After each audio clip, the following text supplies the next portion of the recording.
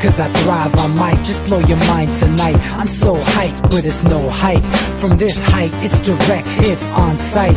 I'm your type, lend me your ears to show you that there's something in me. I'm not giving up, I'm standing right here, holding these days hostage. And I'll make this my year. We turning fear into love, and the love's in the air. I love doing this cause nothing compares. Nothing can share that same type of feeling when you feeling them flares. They can't catch it, it's havoc. I rip to a tear, switch a scenario on stereos, I leave them impaired. Variables start to change and they're all in my range. I just gotta grab it, it's all mathematics. Every step is drastic, I make it fantastic. I'm trying to take your breath away, asthmatic. This is live through the stereo. Go and let it blow, blow through the stereo. I'ma let them know through the stereo. Yo, here we go through the stereo, stereo. This is live through the stereo. Go and let it blow, blow through the stereo. I'ma let them know through the stereo. Yo, here we go through the stereo, stereo. Yeah, just nod your head with it, so explicit and vivid. Every image is intricate, intimate. I put my all into it, no scrimmage and no rules. I'm a pro tool, hear my heartbeat, beat into the vocals. I'm so loco, lost my mind, oh no. It's ponderoso, dope, so no overdose, cause it's dope, yo. Man, this is house grown, mixed with some milestones. So I let the style flow down like the Dow Jones, bringing it with some foul tones, letting the crowd know we getting loud, so it's eardrum rudiments. Yeah, we bring it rude again. Move, little hooligan. Music for tuning in, full time to the 10. I'm on my clock like I told you. I'm doing this for dreams we pursuing. Hey everybody, welcome back to the Anti-Media Radio Show. Once again with your host, Nick Bernabe, here on UCY.TV. I'm really happy to be back and still being alive, and I'm really happy to be joined by everyone. Oh, let me put my phone on silent. That was a little embarrassing. Really happy to be back, and I'm happy everybody that continues to listen to our show keeps on tuning in, and feel free to call us if you got some stuff to add, because I know there's a bunch of stuff that we talk about that maybe we're not covering the entire thing, or maybe you see it differently. I mean, we would love to hear your opinion on it. We're going to have an awesome guest tonight that we're going to talk about right now, and we got a bunch of great things going on. If you do want to call in and join the conversation, the number is 718-717-8296, so you can call us and, like I said, let us know what you're thinking, or tell us to screw off, or no, don't tell us that, but just tell us your fantasies. Yeah, exactly. Anyway, that being said, let me introduce our panel, and we got a great show in store for you tonight. Very interesting guest going to come on halfway through the hour, so we're going to get through a lot of this new stuff right away. First, my longtime co-host, DB Schwartz. What's up, DB? Not a lot, Nick. I mean, there's always tons going on in the world, but, it hasn't fallen apart as of yet. Yeah, crazy, polarized, divided world out there, not here only in the United States, but all over, man, all over the world. It's really hectic, and we're seeing the roosters come home from all these bad policies throughout the world, whether we're talking about Europe, Middle East, North Africa, Asia, here in the U.S., Mexico, South America. I mean, just things are crumbling for like the political status quo. It's just falling apart. The veil of globalism's been pulled back, right? I think that's what we're seeing. It really is being lifted, and so it's up to the people who are well informed and level-headed to try to steer the direction into a place that is not so awful. We talked about it pretty in depth last show regarding the Brexit and the polarization that's going on in the UK, and how there's a lot of xenophobia and stuff. I mean, leaving the EU was the right move, but the campaign was carried out in a way that was very Trump-like, and so people need to, fight with good ideas. And I think, decentralizing, getting away from the overarching government of the EU, it's a good idea. You don't have to. Sorry. Some good stuff. I shouldn't hit that so hard. Oh, I'm just kidding. You don't have to use xenophobia. You don't have to use fear-mongering to get good ideas out there, And so, same thing with Trump, man. If he's going to go up to bat against neoliberalism and neoconservatism, you don't got to be a xenophobe about it. But unfortunately, like the people that run these campaigns, they play into people's emotions, and these emotions are real, and they use that anger to get elected or to get political stuff done, and that's not the way to do it. But that's the card, that's the hand we've been dealt. So we're gonna have to deal with it as it comes. We're also joined tonight by our awesome journalist Jake Anderson. What's up, Jake? Not much, just having some technical difficulties, but figuring it out. Yeah, I'm excited about this interview with the presidential candidate for the Transhumanist Party. It should be some very interesting futuristic ideas that our listeners might not have heard about. So how do we pronounce his name? Because I don't want to screw that up when he comes on. I believe it's, well, the first name is Zoltan, and I'm pretty sure the second name is Istvan. I asked him when I called him last time, and I think we'll be all right if we say that. I don't think he'll get too furious and unleash an artificial intelligence on us. Well, that's kind of relieving. So it should be pretty straightforward then, because that's kind of spelled. I hope he'd unleash a robo-lawyer on everyone. There you go. Yeah. So while we're on this subject, because Jake, we've talked about this before, and you've raised some pretty interesting points, and I think our guest is going to talk about this too. So maybe we could talk about this with him. But we're going to talk more about your article that you had today, which was our top story of the day, about this 19-year-old kid from Stanford that basically created this artificially intelligent, I guess you call it a chatbot, that it's basically a robot lawyer, and it's already helped people overturn 160,000 parking tickets in London and New York alone. And it's an app called Do Not Pay, and it's very interesting. But this is one of those things, there's been so much talk about robots, and we've covered a lot of it on the anti-media and, some of the questionable things and how they could get out of hand and things like that. But this is a use of artificial intelligence that's actually really positive, right? Yeah. The 19-year-old kid, his name is incredibly escaping me at the moment. He created an app that allows you to automatically challenge a parking ticket.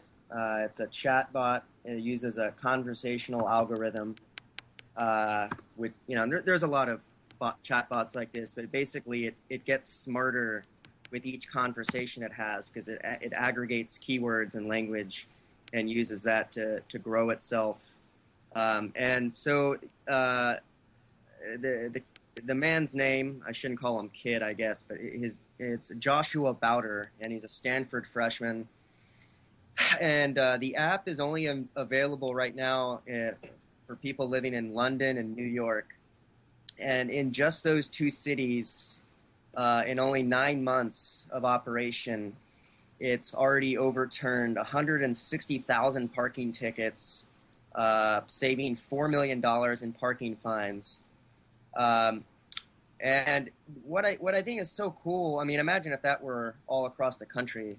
But like, what I think is so cool, I mean, this is kind of like, even he admits it's amazing, but he even admits he wants to do more with it, and his plans for the future are incredible. But I think what I like so much about him is he really has a sense of social justice about it. And, he's young, he's idealistic, but that's awesome. He's using technology to speak about that instead of just sitting around and complaining about it.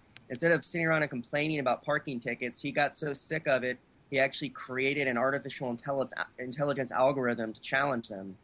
And, I mean, that's pretty quite literally taking things into your own hands. And it's really inspirational, I think. And it's also, who doesn't want to root on someone who's taking on these policing for profit tickets, which everyone knows these are a lot of times very arbitrary transgressions, signs that can't really fully be read. Everyone knows. There's no reason to even go into it. Everyone knows how arbitrary and ridiculous some of these tickets are. And, he's taken matters into his own hands, and he's costing cities a lot of money, and guess what? That's money that they shouldn't be getting in the first place. If you want to tax people, if you want to earn money that way, okay, go about passing that amendment or whatever you need to do to implement tax laws. Don't do it through an urban taxation that targets vulnerable people who won't have time or don't have the money to pay it or don't have the money to buy legal counsel to challenge it and don't understand how to do something like appeal a parking ticket. So I think the social justice aspect of it, to me, is the most interesting aspect, the most exciting part of it. Exactly. And, there was that, you remember last year, I believe it was last year, when the NYPD decided that it wasn't going to be policing and it was only going to be answering emergency calls and things like that. And then the revenue stream started drying up for New York. And that's when the money started being cut off. Then the mayor was like, okay, let's make some concessions here. But New York, I think in your article, you actually have the number in there. New York generated like $500 million in 2014 alone on parking tickets. Yep. So, I mean, this is a huge source of revenue. And as you said, the parking tickets, in many ways, it's kind of a regressive tax. It's a tax, yeah. Yeah, and it goes after people who don't have the means to fight against these tickets because, if you're rich as hell and you park down in New York and you get a ticket, you got a lawyer that you can call on to go get it expunged off your record. Or they just don't care. For them, like $80 is a splash in the bucket and they'll just pay it. And that shows the exploitive nature of it even that much more. But for people who aren't rich, $80 can be a bit like not the difference between paying a bill and not paying a bill that month. Exactly. That could be your food for the next week. Right. And, that brings me, I saw this interesting idea. I believe they were talking about implementing it in Norway or somewhere up there in Scandinavia, where they were going to change the ticketing system from just being like these flat rates, to where they would actually look at your income and then give you like a percentage of a ticket. Flat ticket rate? That's funny. So it would be pretty interesting because okay, that's the opposite of flat ticket. That was shot down by the wealthy, of course, because then they were arguing, well, then I'll get $100,000 ticket. Exactly. And that's the thing, is that the so-called justice system in the United States, it's just by the way it's created, it's regressive. Let's think about it just just for to make it easy. If one of us three that are on the show tonight were to go out and have a few drinks, and then we were driving home and we got caught and we got a DUI. I'm not condoning DUIs or driving under the influence or anything, but let's just say that happened. Here in California, it costs roughly $10,000 to deal with the DUI, not including the time that you have to spend in jail and the time lost, community service, and DUI classes, and all the other stuff that you have to go through. I would say it costs, adding all that stuff up. I mean, I don't know how much, what price tag you put on an overnight stay in jail, but that's worth a couple $1,000. I mean, a DUI that costs the average Joe $15,000-$20,000 here in California. For me, if that happened to me, that would be devastating for my finances. I'd be screwed big time. I'd be done. If you're a millionaire, I mean, first of all, you've got a lawyer, and I know many people with good lawyers. They get DUIs taken down to wet and reckless, which is like a misdemeanor, and it's much more minor. Yeah. And second of all, I mean, if you're a millionaire and you're out $10,000, $15,000, $20,000, big deal. I mean, it's not that much. Like you said, Jake, it's a splash in the bucket. For me, it's like a huge chunk of my annual income. Yeah, I mean, you're talking DUIs now. Yeah, I mean, I think that would be a great app too, if you can get past the social stigma of protecting people who get DUIs, which of course we should protect them. It has to be proven that they were driving under the influence. And I think what's cool about the app, just to add another little detail in there, is that what it does is it mines a database of successful letters, and then creates a template based on those successful letters. And I mean, I think to broaden it back out, I really hope. I mean, what I hope doesn't happen, and I'll be optimistic and say I don't think it will. I don't think he would commercialize it. He's very much against commercializing it. He wants to be free. He wants it to be free. And furthermore, he wants a revolution of people using artificial intelligence for humanitarian purposes. He's very frustrated by that. What I do think could happen is I think another company could take advantage of this, see the formula he uses, and then create a new one that does charge money or buy him out or something like that. That's typically what happens with these things anyway. But imagine this kind of technology being applied across the board. Imagine like an app that automatically requested Freedom of Information Acts on everything. So it was just flooding the internet with Freedom of Information Acts on just about every issue that comes out and automatically posting that information to social media. So we just had this constant inbox of crazy revelations. If the bot, I mean, this is just an idea I'm coming up with. I of course have no way. I don't know how to create an algorithm or a chat. And the bot needs to auto hack if it's denied on freedom of information. The bot. I'm going to tell that kid. I'm going to tell that kid. He should make that and make it so the bot will comb through the document and find relevant things, so it churns through all the legalese that no one cares about and gets to the heart of it. I bet someone could do that. Anyway, I'm off topic. That's one of the problems too, and it kind of goes back to the Hillary emails and stuff. Like WikiLeaks has like a database of them that is like searchable now, but all her dirty emails with Bill are coming out now. Yeah, but there's so much stuff mixed in there that it takes journalists months and months and months to dig through this stuff. 30,000 pages of documents. It's not something that's easy to go through. You got to attach like a whole team. If like the New York Times or somebody big like that would have to have like a whole team of people searching through this stuff to try to find relevant information. Yeah, the Panama Papers took them literally a year with a team of people going through it to get all the juicy stuff. Exactly. When a guy like this 19-year-old dude could create a chatbot that, or some kind of algorithm that can go through this stuff and find the information that we're looking for.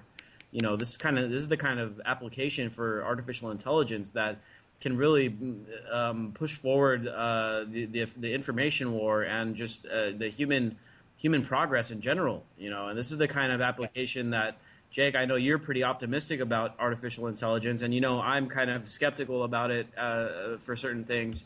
I just think it's going to be used for perverted things first.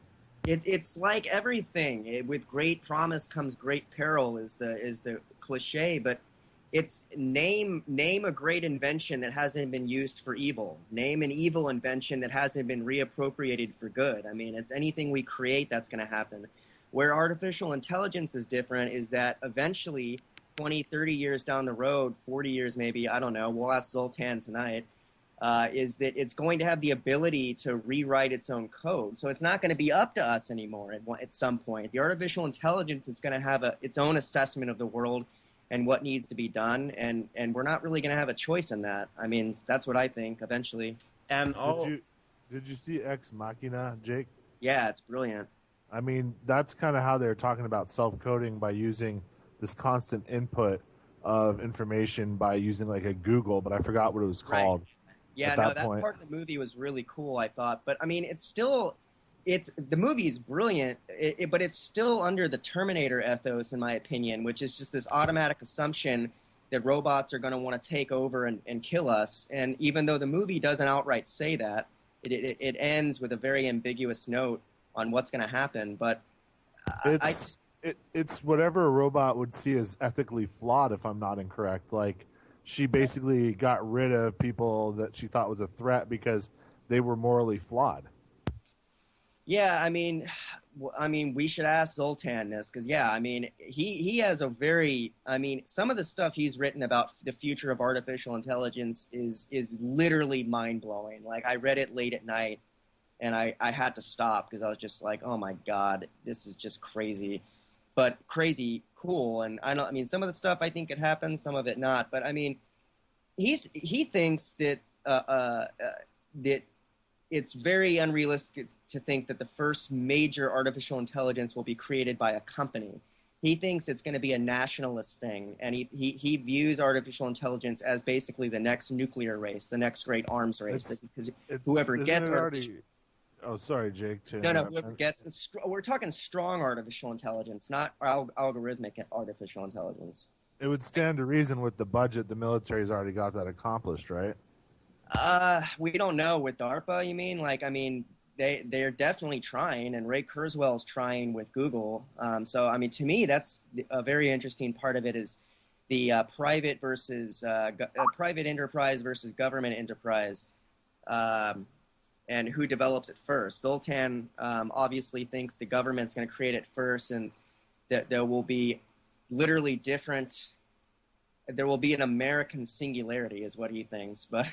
Well, with $600 billion annual budget, I'm pretty sure the military is going to beat everyone. Right, yeah. And so I used to be very skeptical of like private companies doing it, but now I'm like, you know, okay, yeah, we're going to go ahead and need you to do that because I don't trust the government. I mean, I don't trust the government with a comb, much less our artificial intelligence.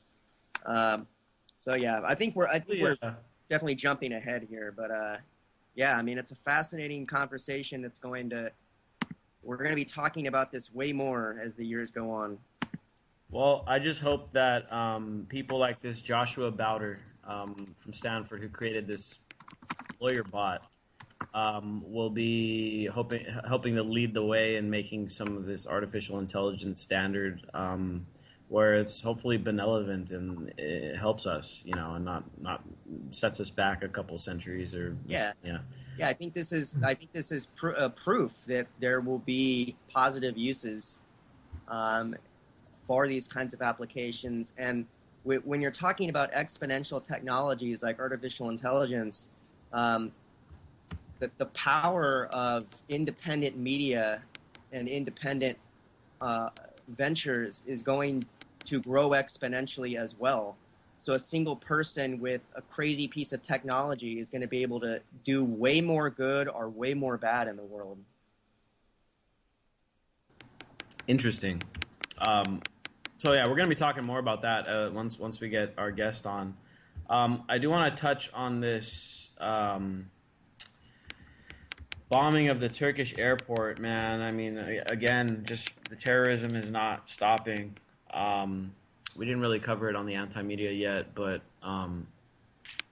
it's just more bad news for, you know, just the world, dude. This terrorism stuff, and we talk about this stuff so often and how it's blowback and how terrorism actually is preventable, but we're not doing anything now to prevent it. In fact, everything we're doing is just making the problem a lot worse by intervening in the Middle East and bombing countries, and the fight against ISIS is just generating more and more terrorism. Now, this thing in Turkey is interesting because everyone knows that Turkey has been accused and pretty much been proven in many ways to be helping ISIS, in fact, over there, because Turkey has been trying to help overthrow the Syrian government for a while now, and so they've kind of openly been allowing fighters to cross their borders into Syria and get into the ISIS ranks and stuff like that. And then there were some accusations being thrown around by Russia that Turkey was actually buying a lot of the oil, the illicit oil from ISIS, and helping them, you know, and by doing so, helping them finance their terror network and all that. So this is really interesting. I know I've seen a lot of reports saying that, you know, it's probably linked to ISIS, but if you think back to the last kind of terror attacks in Turkey, they were all blamed on the PKK, or the Turkish kind of separatist groups, which is labeled a terrorist organization by Turkey and by some other organizations and countries. But if you look back, when Turkey first announced that they were going to be, quote unquote, joining the fight against ISIS, what they actually did was they went over there into Syria and Iraq on the northern side of things and just started bombing Kurdish regions and Kurdish strongholds and things like that. And now the Kurdish have been pretty much the only non-state player in the region that's actually been fighting and beating ISIS. So it has been very telling that Turkey has been targeting the Kurds rather than actually targeting ISIS. So I really don't know what to make of this. It's a tragedy. It sucks that all these people died over there. But to keep in mind, Turkey has been fostering ISIS, and they've been helping them and helping them finance and allowing fighters to cross the borders. So for a terror attack to come back and hit Turkey, I guess it's not all that surprising. DB, I wanted to know what you made of all this.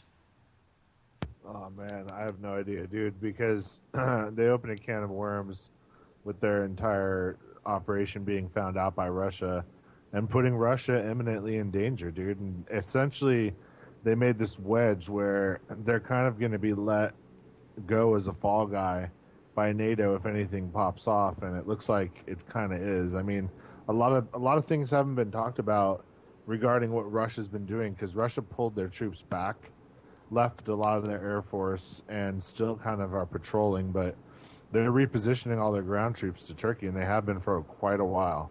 So, I mean, either they're worried about Turkey possibly just continuing to, feed these dissenters, and it spills over into their borders, and they have Armenia. Like, Armenia is totally prime for allowing them to be using it as a place to stage, dude. It's pretty crazy.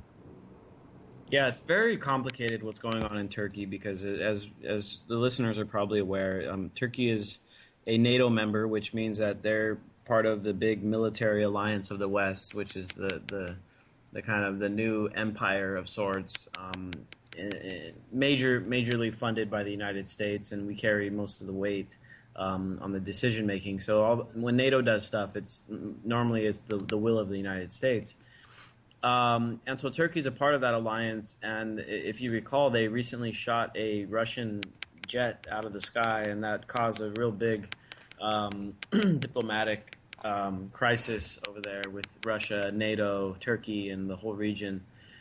Because, here's the thing, is that NATO has like a defense pact. All the members, if they find themselves under attack, then everyone else is required to jump in and fight along with them. So if the actions of Turkey recently, supporting ISIS, or at least indirectly, and then shooting down the Russian jet, these are actions that could have dire consequences for everybody that's part of NATO, including the United States.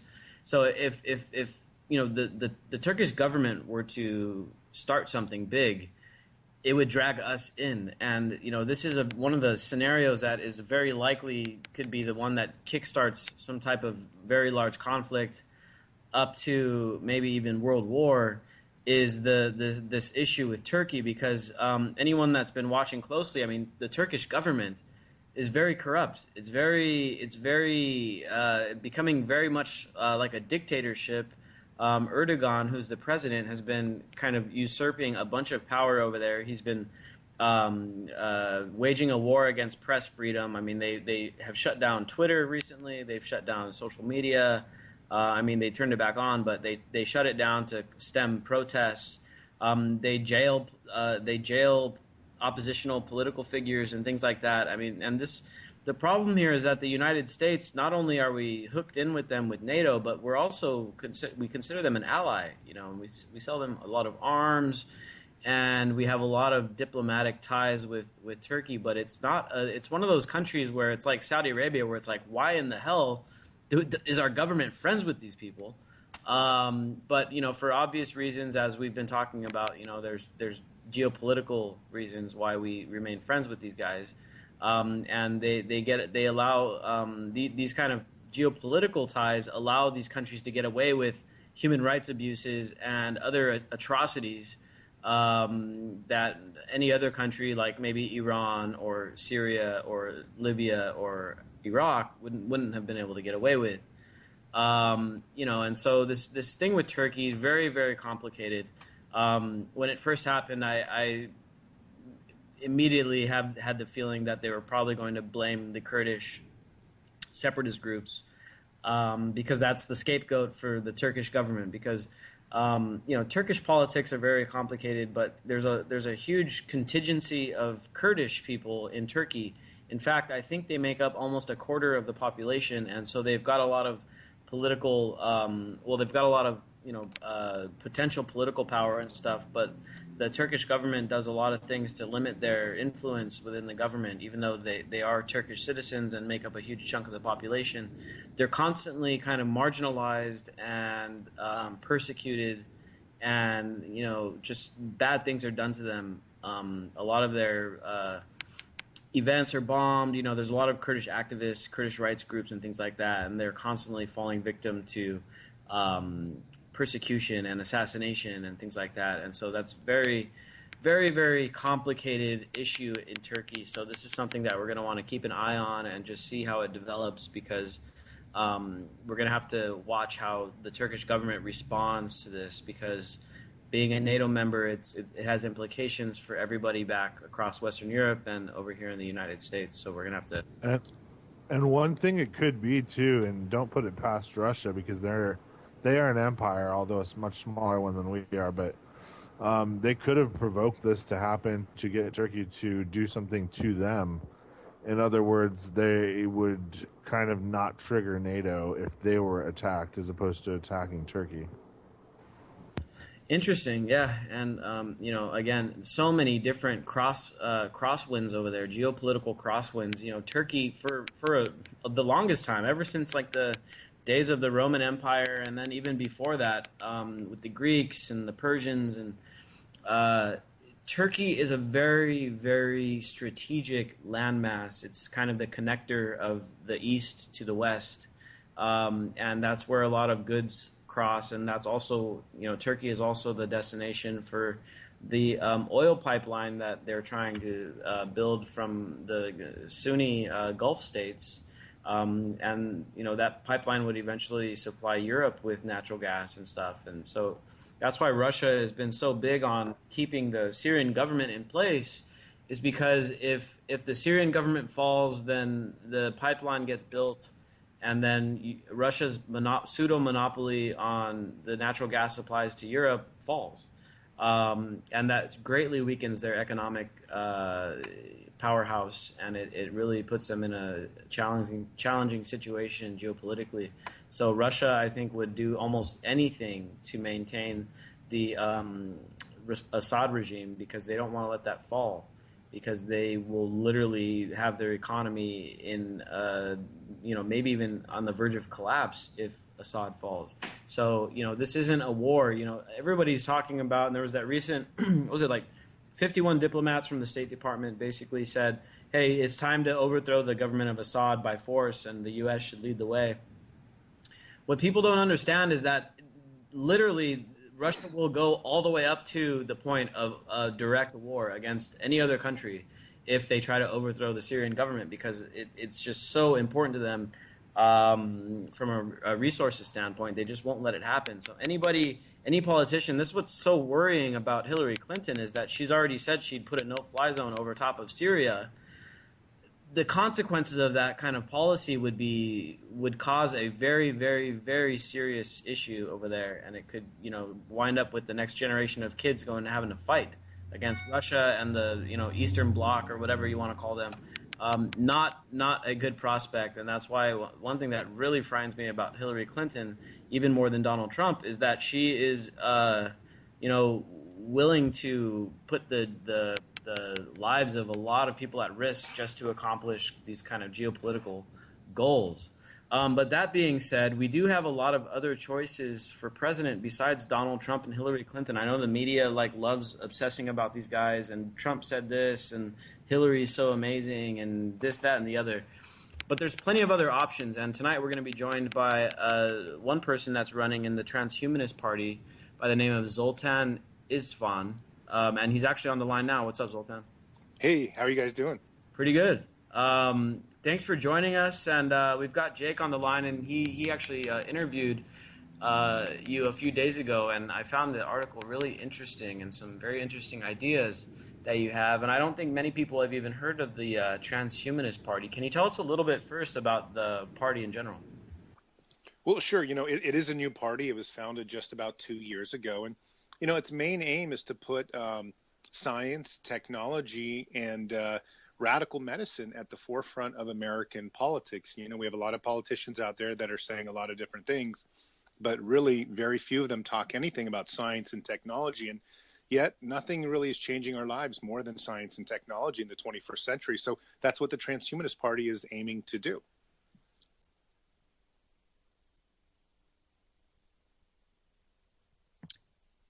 Nick, you there? Yeah, I'm there. Sorry, I had a little mic difficulty. Yeah, that's very interesting because yeah, I mean, technology is what's fueling all the changes, these rapid changes that are going on.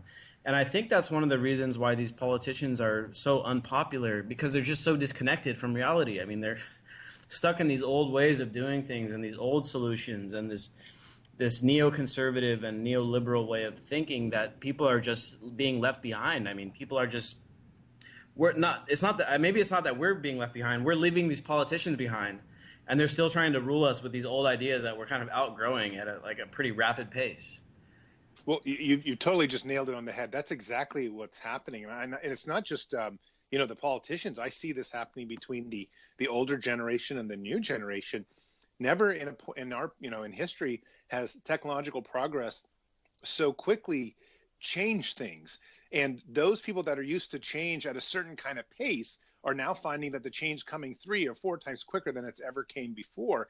And, the younger generations kind of adapt to kind of grasping that and upgrading and changing things and moving with the flow, where the old generation, they're still figuring out how to use the internet. So, and of course, naturally, look at all the politicians. I mean, everyone is either 60 or 70 years old, and I'm 42. So, even that 20-year, difference in generational terms makes a huge difference in how I approach the world and how I approach solutions to making the world a better place.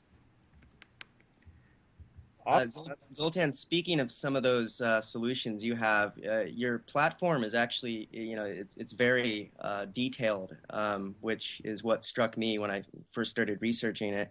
And one of your, big platforms addresses, the outsourcing of labor to robots and automation, which is becoming a huge economic factor. It's going to get more pronounced with each passing year. And you have a solution for that, and I think it's a pretty interesting one that people need to think about, and involves the universal basic income. Can you tell us a little bit about your position on that? Sure, yeah, and just so your listeners know, it's not because I'm a socialist or anything like that. In fact, I would consider myself more of a libertarian than anything. But no matter what you say, when you look out at what's happening in the world, approximately 50 to 90% of the jobs will probably be gone within 25 years. And the reason is that robotics and automation and software is exponentially increasing and just, improving itself. Just recently, they had about 10 big giant 18-wheelers drive all the way across Europe without drivers in them. Well, America has 3.5 million truck drivers on the road, and those 3.5 million truck drivers are looking at losing their jobs, or at least having automated trucks on the road within 5 years' time. What do you do with 3.5 million, mostly, males, mostly who own guns? And they're not going to go down quietly. They're not going to say, "Oh, robot replaced my job," and that's just the way the world is. No, they need some kind of solution when everyone around us starts losing their jobs. And of course, that's where the universal basic income comes in, where it's this idea that, if all these companies are making that much more money from modernizing themselves through machines and robotics and software, well, somebody and somewhere along the line has to pick up the tab and say, well, if you've replaced 50% of the jobs and you've become super rich through that, you're going to have to pay for that. And, ultimately what that ends up with is a society, hopefully, that will end up having a huge amount more free time. No more 9-to-5 grind. You can go and get your third PhD, or you can go to the Bahamas and learn to play the guitar while drinking, a martini or whatever it is that you want to do. But that's the 25-year future. And I tell you, in 5 or 10 years, this is going to become the most important news topic of our generation for sure, because what's going to happen is slowly you're going to see friends losing their jobs just through robotics. And McDonald's, just having people just pay directly into machines and the food being delivered. I mean, we have millions and millions of people that will easily lose their jobs over the next 5 years because of automation. Zoltan, that's very, very interesting. ideas there because we've been talking about this stuff on our radio show pretty much nonstop, and Jake and DB, who are both on the show tonight, can kind of vouch for me here. I mean, we've been talking about how this literally is one of the biggest political issues and economic issues of our time, but nobody's talking about it. None of these politicians have addressed it at all. I mean, not even Bernie Sanders, who was considered the kind of radical in the race so far of like the two mainstream parties. He wasn't even really addressing this idea of a universal income, but it does make a lot of sense in this context regarding the automation of the economy, because everybody kind of knows that that's the direction that we're heading in. In fact, I think that's part of the reason why Trump and Sanders had been so popular so far this election, is because the working class people are starting to feel the effects of not only automation but globalization and that kind of thing. But you make an interesting point. Is one of the things I wanted to bring up is that if these jobs are replaced and people lose their jobs, and these companies are having modernizing and creating much more efficient products much more efficiently, who's going to buy them if nobody's got a job left and nobody's got an income, and that creates kind of a downward spiral where it's like a self-defeating prospect, I think, without having some sort of idea there to kind of fill in the gap. Well, isn't that why they're trying to make the new Chinese middle class? Yeah, no, I mean, I think most politicians understand this concept. The problem is that it's such a revolutionary concept. And let me point out as well that it's not that it's like only the left or the left supports this. Marco Rubio had talked about. I mean, this is a concept that Silicon Valley generally supports it. They support it because nobody wants to walk outside and be shot because their neighbor lost their job and you own a tech company. So it's something that's for the benefit of everyone. But yeah, I mean, one of the ways around this is to create a middle class and is to establish this basic income so you can buy the products that these completely automated, companies might make. But really, what we really need to take a step back at, and this is what I've been doing in my campaign a lot, is just saying, well, the version of the American dream absolutely has to change. This idea that we're all super competitive and we're all trying to become the top dog. Well, maybe as we move towards a new kind of utopic future, it won't be so competitive. There might be things like chips inside our brains that connect us much more closely, hive mind ideas, or we have artificial intelligence. There may come a time when, being so competitive is not the way to move society forward, but efficiency and camaraderie is a way to move forward. And again, like I said, I as kind of a libertarian-minded person, I don't necessarily, subscribe to a lot of these ideas naturally, but I am believing in them because I don't want a revolution outside. I don't want the workers to rise up and say, we don't have 50% of us don't have work anymore and never will again. What I want is for science and technology to prosper. You need peace. You need economic strength. You need, you need cooperation between nations and between people. And so the very best way for science and technology to move forward is most likely to implement a universal basic income so that we can all live much longer through the transhumanist technology that comes out. The last thing we want is worker uprisings. That's just can't be good, and recessions are not good for the development of science and technology. So again, this is kind of why I support a universal basic income, and also why I would support the creation of a middle class, so that there would be people that would be able to buy a lot of these products that these new types of automated companies would make. Zoltan, you another major platform that you're passionate about is the coming age of a kind of new age of civil rights that's going to be introduced by transhumanist technologies. And you refer to it as morphological freedom.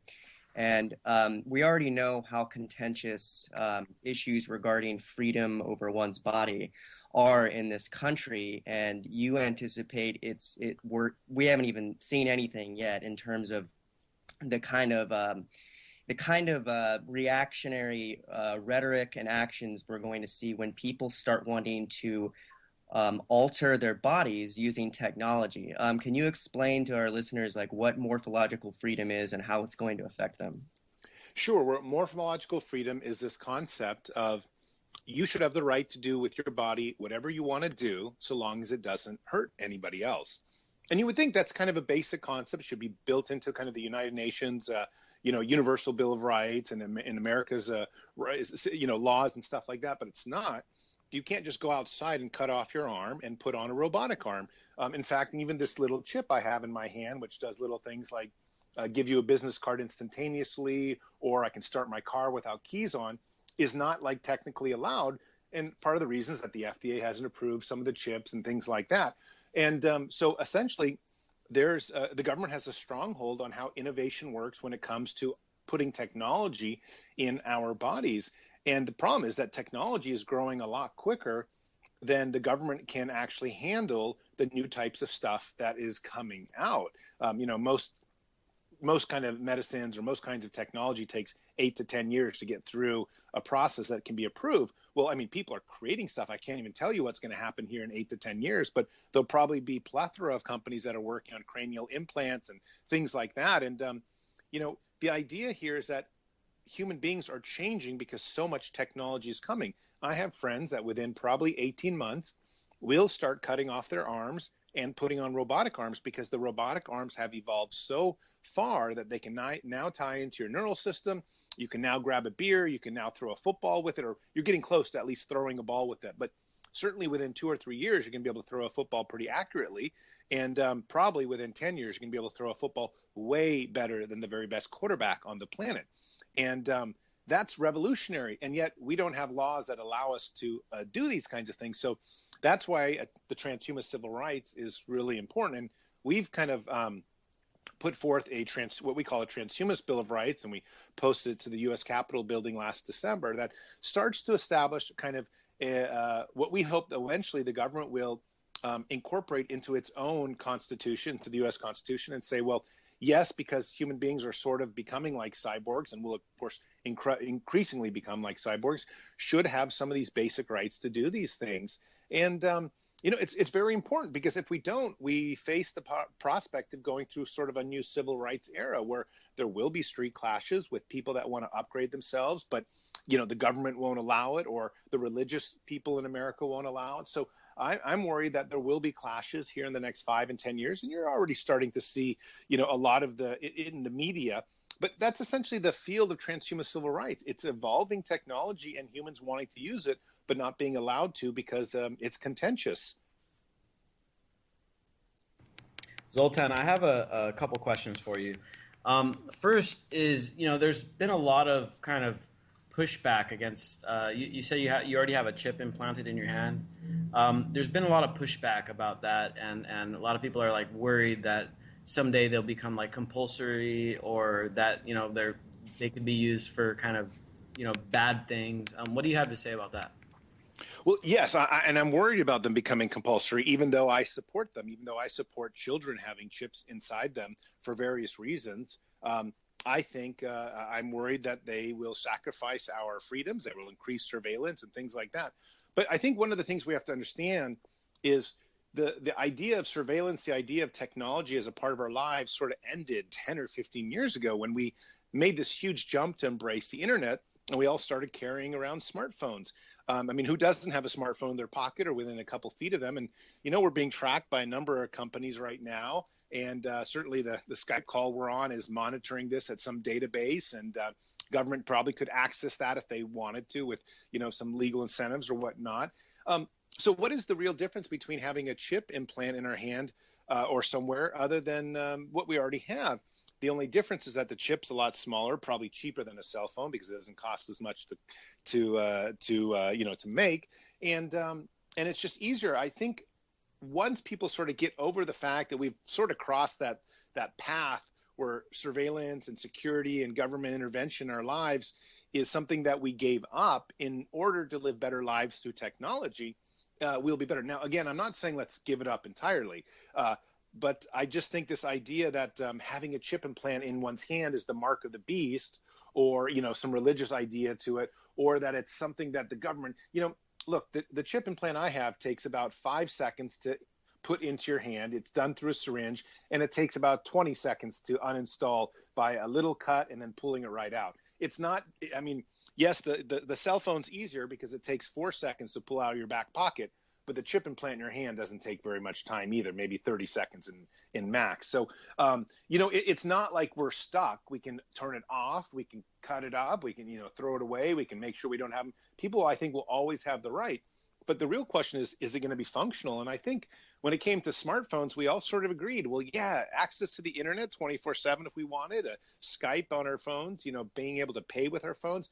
This kind of technology was useful enough that we took some of the compromise of the surveillance issues that come with it. And I think that will also happen with some of the new technologies like implants.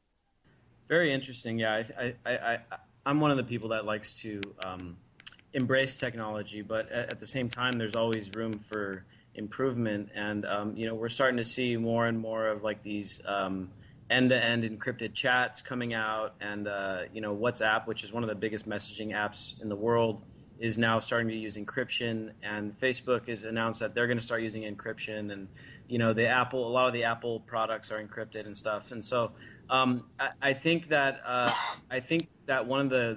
some of the concerns people have about being spied on and stuff, we don't have to kind of forego technology to get rid of that stuff. We just have to have better technology and be more privacy-minded in our development of it and implementation of it. I do have one more question for you, and then I'm going to hand it back to Jake. How do you see these future technologies in their use with government? Because, as we've talked about, these old politicians have really become obsolete, I think, in many ways. Do you see any of these like algorithmic technologies or future technologies being used to help in the administration of government?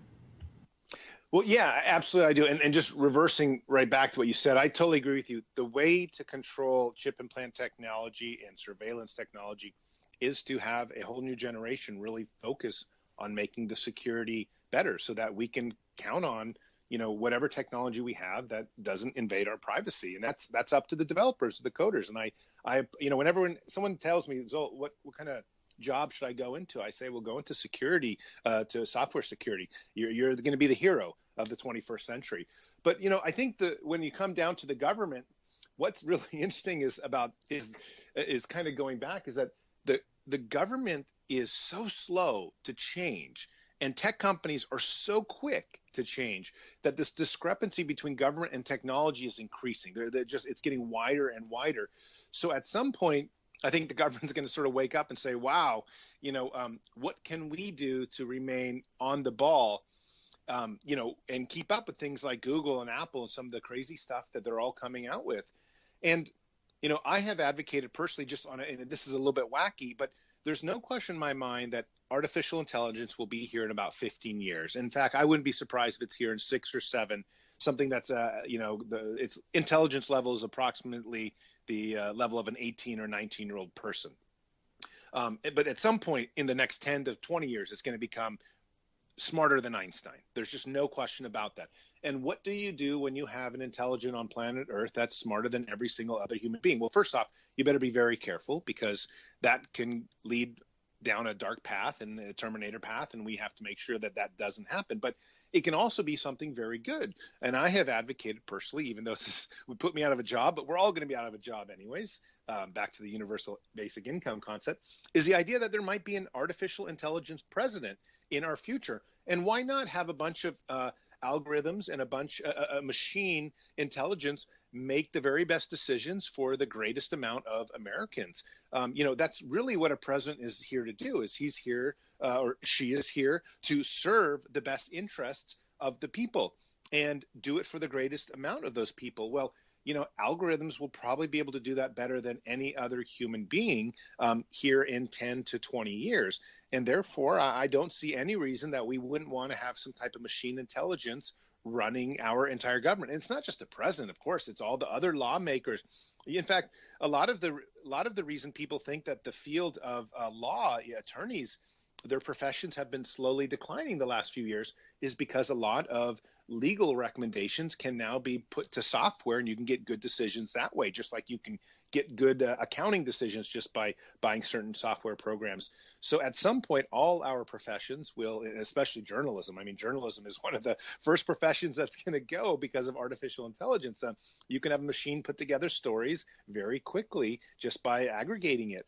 And that's the same thing that's going to happen with politics. Is eventually we'll have machine intelligence that make better decisions for people, and those better decisions hopefully will lead to better societies, especially to an overall better country such as America.